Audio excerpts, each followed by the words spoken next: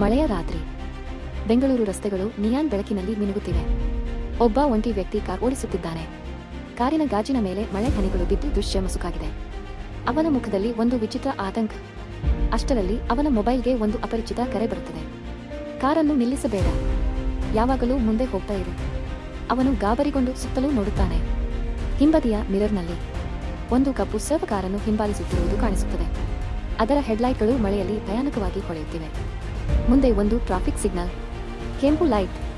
ಅಲ್ಲಿ ಮಳೆಯ ಮಧ್ಯೆ ಒಬ್ಬ ರಹಸ್ಯ ಮಹಿಳೆ ನಿಂತಿದ್ದಾಳೆ.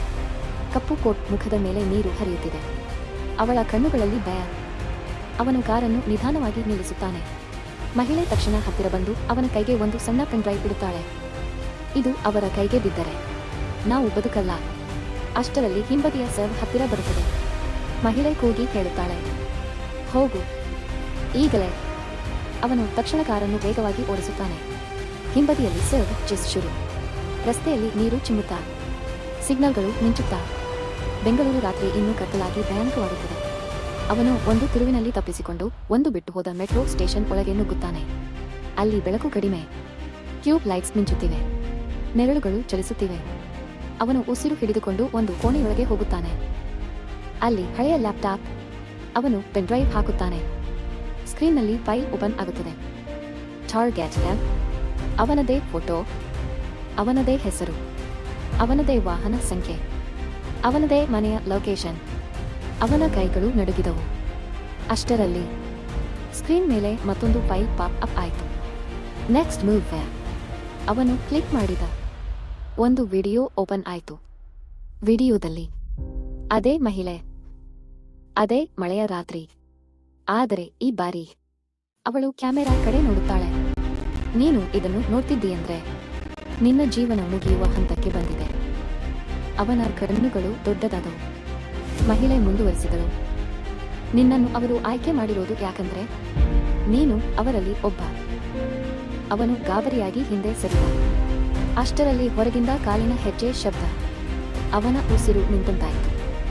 ಶಿಕಾರಿ ಹತ್ತಿರ ಬರುತ್ತಾನೆ. ಕೋಣೆಯ ಬಾಗಿಲ ಬಳಿ ಒಂದು ನೆರಳು. SUVನವರೇ. ಒಬ್ಬ ವ್ಯಕ್ತಿ ಒಳಗೆ ಬಂದ. ಕಪ್ಪು ಜಾಕೆಟ್, ಕೈಯಲ್ಲಿ ಗನ್. ಪೆನ್ ಡ್ರೈವ್ ಕೊಡು. ಅವನು ತಕ್ಷಣ ಲ್ಯಾಪ್ಟಾಪ್ ಮುಚ್ಚಿ ಹಿಂದಕ್ಕೆ ಸರಿದ. ಆ ವ್ಯಕ್ತಿ ನಗುತ್ತಾ, ಏನು ಮಾಡ್ತೀಯಾ, ಓಡ್ತೀಯ? ಅಷ್ಟರಲ್ಲಿ ಮೇಲಿಂದ ಒಂದು ಶಬ್ದ.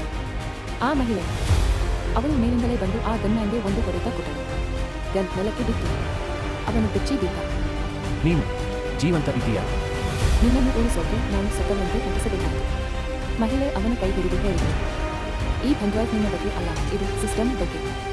ಅವನು, ಏನು ಸಿಸ್ಟಮ್? ಮಹಿಳೆ, ನಿಮ್ಮ ಜೀವನವೇ ಒಂದು ಯೋಜನೆ. ನಿನ್ನನ್ನು ಅವರು ಬೆಳೆಸಿದ್ದು, ಕೊನೆಗೆ ತಮ್ಮ ಕೆಲಸಕ್ಕೆ ಬಳಸಿದರು.